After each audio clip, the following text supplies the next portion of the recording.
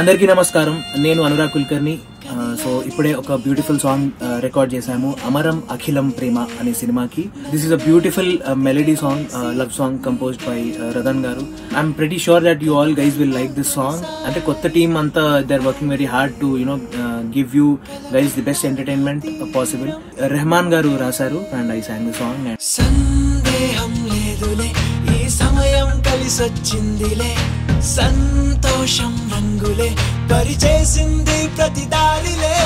సందేహం లేదులే, ఈ సమయం కలిసొచ్చిందిలే, సంతోషం రంగులే పరిచేసింది ప్రతి దారిలే.